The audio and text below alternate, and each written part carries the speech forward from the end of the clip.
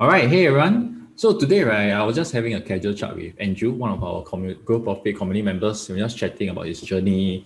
How was it so far since last year? And I thought, just halfway through, some of the things that he shared is actually like, I would say, quite good for if you just joined, like you're a beginner, it went quite good for you. So I actually was asking Andrew, and luckily he gave me his permission to like record this session down, right? Because I find like some of the tips that he might share along this journey might be useful for some of you guys, right? So hi Andrew, maybe just give a short introduction about yourself so everyone knows you a bit better. Okay, hi Wei Ming, hi everyone. So my name is Andrew, and I am working full time as an audiologist in a hospital, and part-time investor lah. So Right. my goal is to retire at 45. Yeah, and Nice. really be a full-time investor. Yeah, yeah, full-time investor is the way to go lah. Right. So what got you started on this journey? I think you mind sharing like when do you really seriously started investing, and what like why now? Hmm. Actually, I got touched here and there like a bit like Mm, about 5 years ago, right. 2016. But seriously started it was 2020. Last year lah. Last Right. year. Right. Yeah, because yeah, seriously because I see the opportunities is there lah. Like Right. after a major crisis, right? COVID crash. Right. Yeah. Yeah, the price corrects so much, and then like it's a really good opportunity to get in also. That's when I fund more money into Mm, my then existing TD Ameritrade account. right. Yeah, which thank God also I don't have to like apply then so I have to wait Right. very long. Yeah, Right. so then with the funds inside there quite fast, and then I just started buying shares and doing some options here and there. All right. So how was your result over the last 12 months last year? If you don't mind sharing. Yeah, did pretty well. But more than triple my portfolio. Wow, nice. Yeah. Right. I see it as more like timing, lucky lah, Right. timing. And so yeah, Of course, the market went up, lah. Right. But yeah, also, correct, doing the right thing at the right time. Right. correct. So, how has your journey been like? So I want to when we talk a bit more about, like before investing, and then right now, after over the last 12 months, I'm sure you learned a lot, and also your portfolio grow more than like three times. What has changed for you, like before, after? If you don't mind, like sharing some comparisons.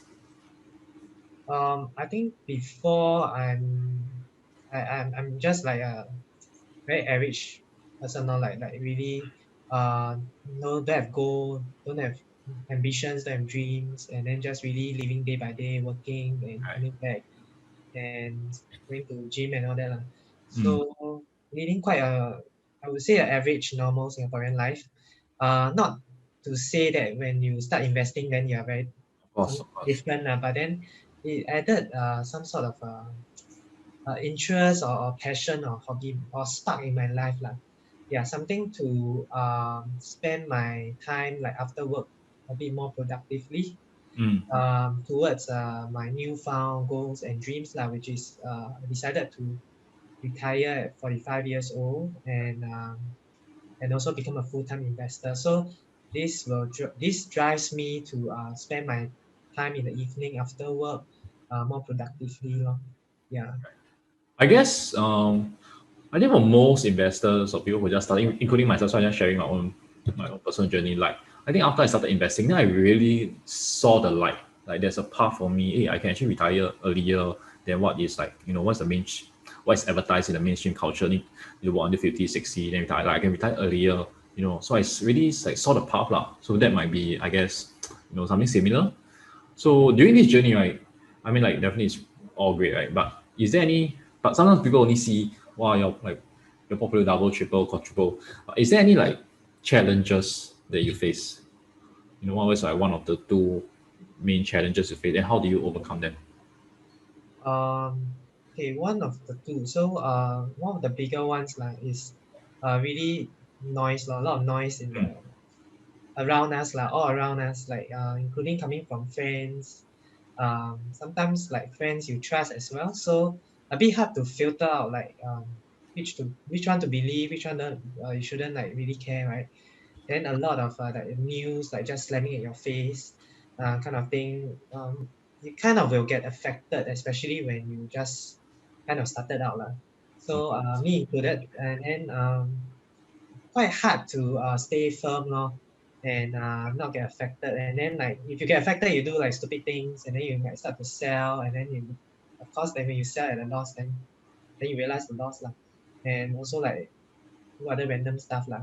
So what I do is that I always come back to like your videos lah, like see you always like give timely updates. So I will always look at uh, like what you say, and then like whether it makes sense, and then I try to digest and internalize it lah. And then after that, think what I should be doing or not do lor. So filter out the noise that way. Yeah, I think that helps lah. And Great. also second thing is I think FOMO lor also. Okay. Yeah, Fear of FOMO. missing out. Yeah. Yeah, fear of missing out. So then yeah, then you tend to buy like some, you buy stocks at like price that's like too overvalued. Right. Like shiny Yeah, object syndrome lah. Okay. yeah, correct. So how do you like like how do you uh handle it?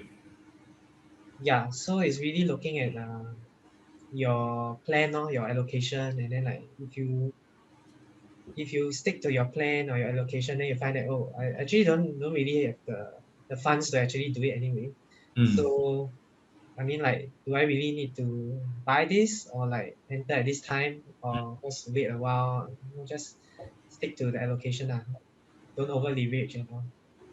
Yeah, I think one good tip that I personally have, that which sometimes I share is, including myself, I do it for myself. So like have a allocate like maybe 5% or 10% of my portfolio out for this itchy trade, or shiny trade, or whatever you call it lah. All right.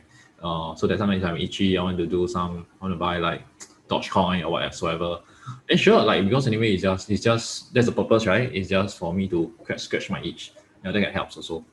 Yeah, awesome. I think one thing I noticed, like you know, Maya share also, like one thing I noticed that you, because I've been observing your journey also, and I noticed you improve a lot over the years. I mean, like since last year until now. And one thing that I think you did, which was good, right, is that you keep record of your, like you will pen down your thoughts on investing. So, for example, you share very openly, your thoughts on the stock market, like what you're doing, what you're investing, why, and on your social media, like I always see your Instagram stories. So I think that's something that a lot of other investors can do also.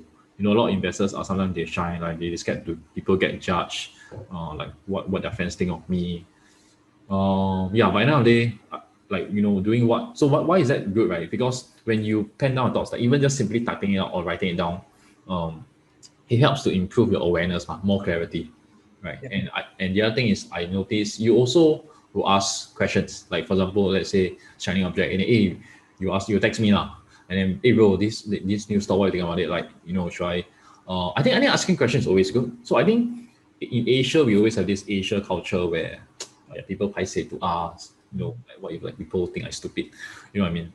So but it's always the opposite lah. Like the more questions you ask, the more you learn, the faster you accelerate your learning curve. That's something that I remember I used to do also last time when I was in school, and even after that when I was in learning my investing, I also very pricey. I just very thick skin to just keep asking questions. Yeah. So yeah, for anyone watching this, right, like if there's two tips for you to take away from this could be, start to pen down your investing journey. If you are trying to share on your social media, then maybe just take a simple step. Just take a investing journal or whatever. Just buy a booklet, very cheap one, and then just write down your thoughts, write the date, write down your thoughts. That will definitely help to rationalize some of your decisions, right? And also asking questions. Don't be paiseh to ask, like in group chat, PM me or whatsoever. Like just ask, because if you don't ask, you will never learn, you know what I mean? Like I rather I ask one time, I might look stupid for 5 seconds, but if I learn from it, is it better for my portfolio? Sure. So is my 面子 more important than my portfolio? Of course not. Yeah. So I think that's one thing that. And how about you? Is there any tips that you, or things that you think you did well, or things that beginner, let's say just starting today, right? What is something that they can do, or they might want to do better? Any tips for them? think knowledge is key lah, like to have a foundational knowledge. Like just don't jump in without knowing what you're doing or not sure what you're doing. And I think for me, the biggest takeaway is investing in myself first. Right, definitely. Yeah, that is I find that is the best investment and the highest ROI so far. Because investing in myself, then from there, um, it starts to grow on me. And then Can you I elaborate on that? I want you by investing on yourself. like it can be as simple as like spending some time to watch investing webinars and to gain new knowledge lah. Of course from reliable sources lah. And then because there's a lot of noise out there also, Right. so knowing where to look, I mean like your channel is definitely, that's why yeah, is growth profits, right? It's definitely one of the better ones, because I myself taken a number of courses lah. So I do have a lot of webinars to watch and catch up on Right. actually. But on YouTube, like free ones, like Yeah. from yeah, Chicken Genius, right? Mm. And thing is one of them I follow. Um, it's really good information. And then like joining courses when you have like extra budget, also, uh, it can value add to myself first lah. Then Mm. from there, using the knowledge, and then also with the community, it helps to give me a better sense of what I should be doing. Mm. Yeah, as a beginner, especially because you need a lot more support and knowing what to do. That's how I started out last year lah. Yeah, Nice. yeah, Right. Hey, thanks so much for like being vulnerable and sharing your journey.